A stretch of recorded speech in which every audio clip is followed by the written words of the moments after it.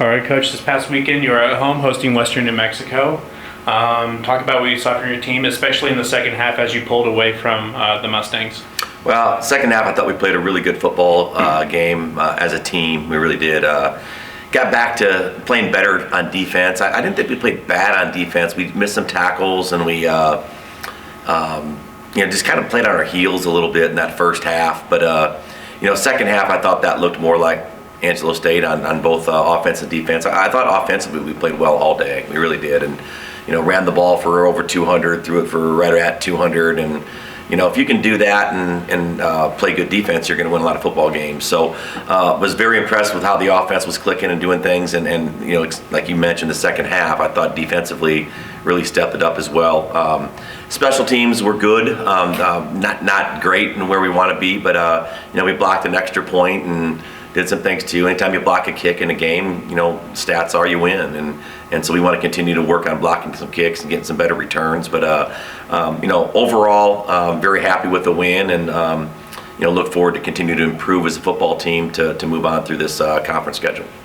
Tell me about Kaden Smith's performance. His second straight start. The week prior with the rain delay and all that, he had 2 passing yards on 2 attempts. This week, very different story. 214 passing yards, 5 touchdowns in the air. Just what was the biggest difference, and what would you like to say about his performance? Well, the weather. That was one. He's a special athlete. He is, and he's just getting better and better each and every week that we have him out there, and he'll continue to play and continue to do great things for us. Whether we had plans to use him in several different ways, this year. So we're excited about his development, and I'm not surprised with him. I mean, he doesn't surprise me anymore on the field because I watch him in practice each and every day and what that guy's capable of doing. So we're truly blessed with having Kaden on this roster and doing what he's doing for us right now. But the other thing about it, I'll say, is we got some special receivers as well. And he gets to throw to some really good talent out there on the edge, and some of the catches we saw on Saturday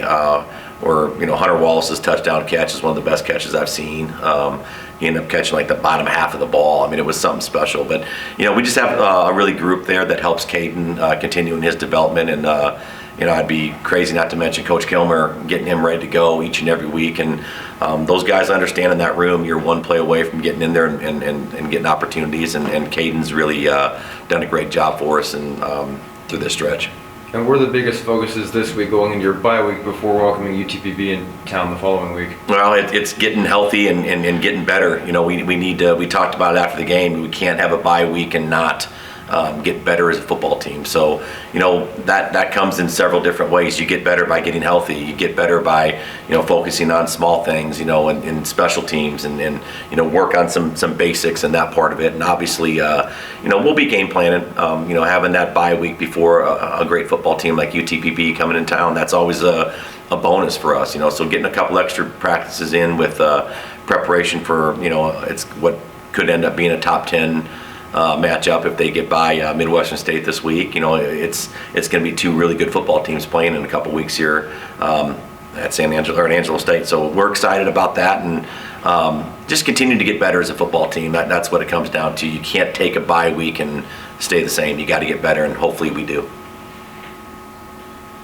Coach, spread the ball around to pretty much. It feels like everyone got a piece on Saturday, right? How hard is it for opposing defensive coordinators to even plan when you have such a balanced offense that they don't know where the main attack is going to come from? Yeah, it's great, and then again, we preach this, and I'm sure you guys have heard me say it. Being able to run and throw the ball is important at Angelo State. That's something that when I became head football coach, I wanted us to be a threat in both running and passing offense, and we've done that. And you take a look at the room in the running backs, you take a look at the room at the receiver position, you take a look at the room at the quarterback position. We're capable of doing a lot of different things offensively. So, it's so important on that. I mentioned Hunter Wallace, but Trevor Wynn coming back from dealing with some injuries and health things that he's had going on, had a touchdown. Alon Dobbins had his first touchdown catch on a fade ball at the end there. Those are all things that we're so excited about with these younger receivers coming along too. And, it's exciting. It just is. Corey's being Corey. He had another great day and, battled through a couple injuries and things as well. So, you just go on. The list goes on and on with the guys that we have out there that can compete at a high level. Some guys that maybe didn't catch the football, but go out there and block like crazy and do the things we ask them to do on the field. It's exciting. So we're definitely a dangerous offense when it's all up and running, and hopefully that continues to, like I said, get better throughout the season here and keep building on it. Your last comment kind of goes into my next question. The big boys up front played phenomenal. They kind of impressed their will on Western New Mexico in that second half. Yeah. Just talk about your offensive line. Yeah, I mean, we got some great experience up there, led by Dalton Perry. Dalton's been a 4-year starter for us at center, and he just kind of has that mentality that everybody likes to follow. I mean, he's a hard-working dude. He's one of the best you've ever seen in the weight room, and just how he carries himself. He wants to practice all the time. He seems like he's always beat up a little bit, physically, but he's just one of those guys that works very hard. And then, guys jump on that.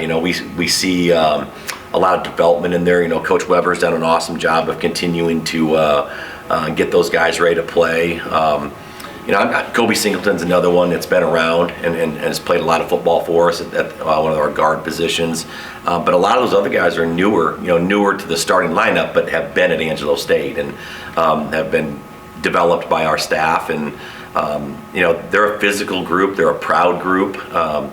There's a lot to play for at Angelo State in the O-line. We've had some great ones come through here, so they want to live up to what they've been, and I'm excited about it. Yeah, I really am. I'm telling you, we can run 8, 9, 10 guys deep right now where we feel really good. Another one, Evan Brown, is another one who is playing a little bit more tight end than he's playing O-line right now, but he's another guy that just provides so much depth and flexibility for us in the O-line and in that unit. So yeah, truly blessed to have the guys we have up front.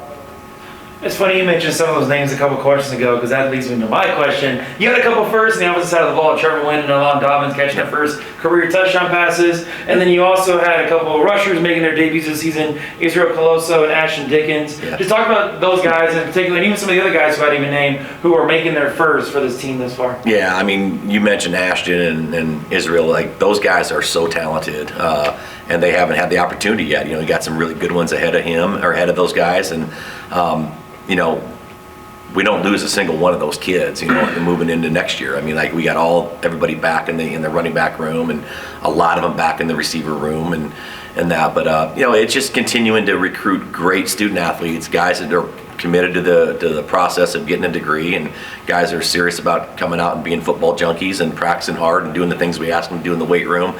And those guys have all bought in, and what's exciting is they're all young. They're all freshmen, so, redshirt freshmen. So seeing them to have opportunities to build and continue to get better for 3 years are special. I'm very excited about that group of guys you mentioned there. And, but it's the process. It's the understanding of what we have to do at Angelo State, and, be great at what you do and continue to build off what people have done before you and play hard. The standard's the standard. You hear that a lot, right? But it's true. I mean, like, we're not going to waver from what we expect from our players, and our players are, we expect them to be great student athletes and work hard in the weight room and be ready to play, and those guys have done that. And then, I feel like we cannot not talk about Bubba McKinnon, the pick six, and then also being involved in the fumble. Yeah. Talk to me about him and specifically, and then just your secondary being just everywhere, forcing fumbles, getting picks, extending your team's takeaway streak to beyond normal means. Yeah, Bubba's he's a playmaker. He is. He's a guy that we kind of have been waiting to see what role he's gonna jump out at, and when he got comfortable being here and learning the defense and that kind of stuff. He is a transfer. He's one that we brought in over the summer. So he's done a great job in development.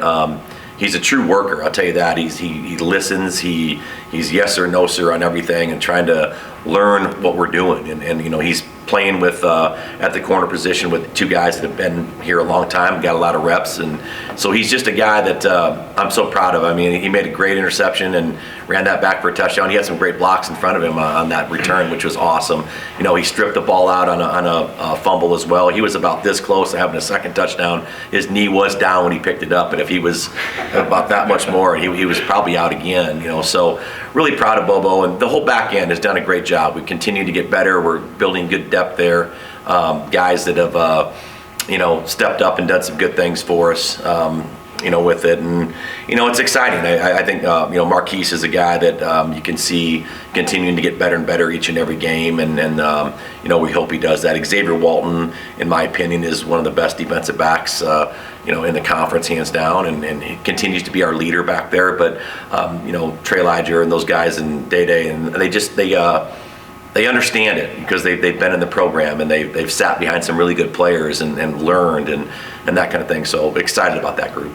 And then now that we're at the bye week, of course, we're not really gonna. I know y'all are gonna be practicing towards UTPB, but I'm not gonna ask about it until next week. But early on, through 4 games, I know 4-0, very happy. I'm sure you're happy with a lot of things with the team.